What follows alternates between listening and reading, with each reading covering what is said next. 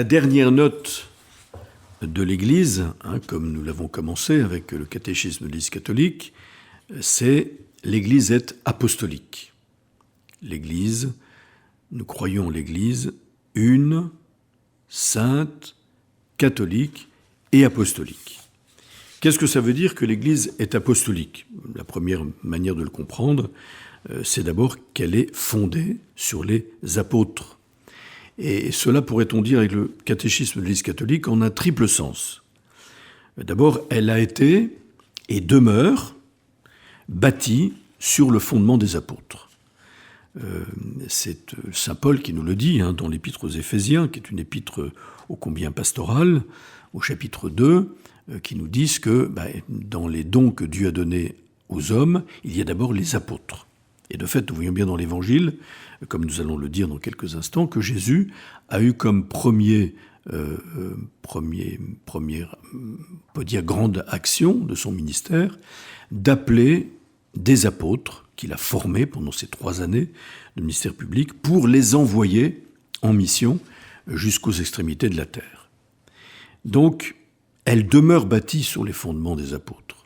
L'Apocalypse, qui nous donne une vision de l'Église qui descend auprès de Dieu, donc c'est l'Église dans son accomplissement parfait, son accomplissement eschatologique, donc c'est-à-dire dans le royaume des cieux, à 12 pierres de fondation que sont les apôtres. Donc elles demeurent fondées. Les fondations de l'Église ne peuvent pas être supprimées, parce que l'Église ne tiendrait pas. Et si elle tient encore aujourd'hui, c'est que le Seigneur lui a donné comme pierre de fondation, comme fondement, précisément les apôtres. Les 12 apôtres qu'il a appelés. Le deuxième sens de l'Église apostolique, qui est apostolique parce qu'elle est fondée sur les apôtres, c'est qu'elle garde et transmet, avec l'assistance de l'Esprit Saint, dont elle jouit, comme nous l'avons entendu dans l'Évangile, en particulier dans les discours de Jésus après la scène, elle garde l'enseignement, elle garde le bon dépôt, elle garde les saintes paroles entendues des apôtres. Comme nous le disons dans le canon romain, la première prière eucharistique, dans la liturgie de la messe, nous prions pour le pape, nous prions pour l'évêque, et nous prions pour tous ceux qui gardent fidèlement la foi reçue des apôtres. Vous voyez, c'est très important. C'est en ce sens-là que l'Église est apostolique. Elle est fidèle à transmettre la foi qu'elle a reçue des apôtres, ce qu'on appelle le dépôt de la foi. Le saint dépôt de la foi, c'est tout ce que les apôtres nous ont légué comme accomplissement de toute la révélation qui les précède. Et enfin, le troisième sens dans lequel on peut dire que l'Église est apostolique parce qu'elle est fondée sur les apôtres, c'est qu'elle continue à être enseignée, sanctifiée, dirigée par les apôtres jusqu'au retour du Christ.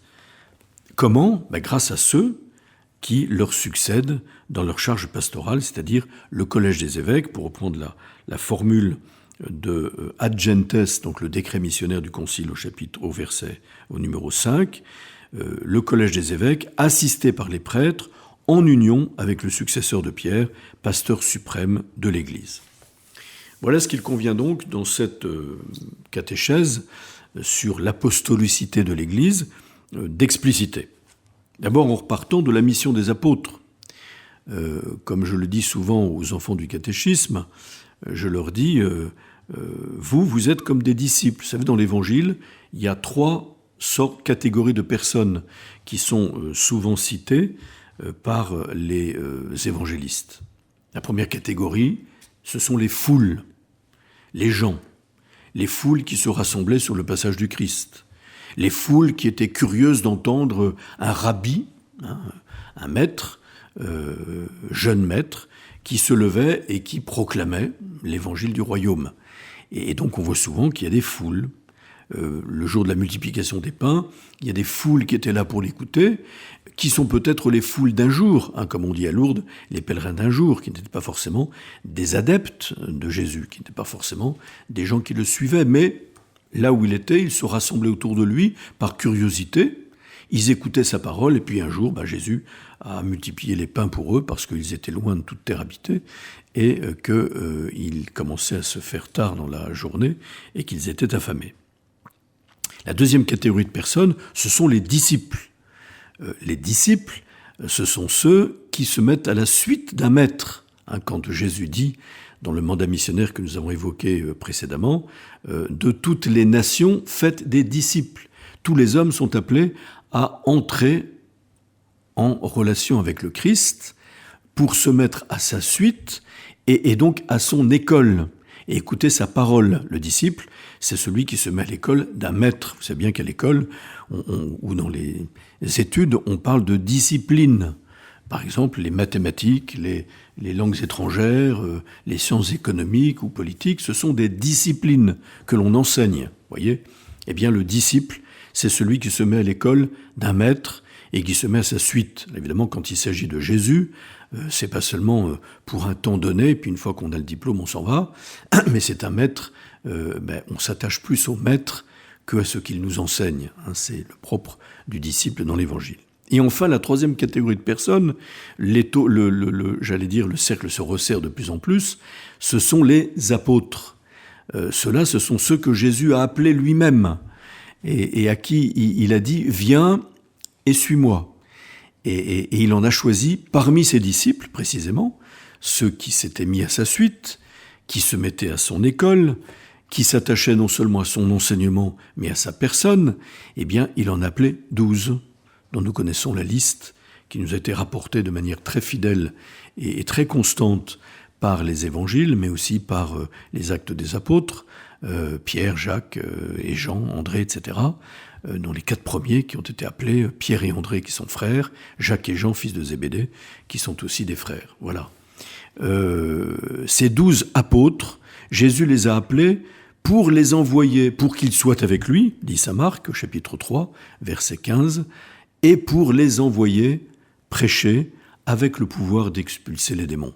Les apôtres, apostoloi, en grec, ça veut dire envoyer.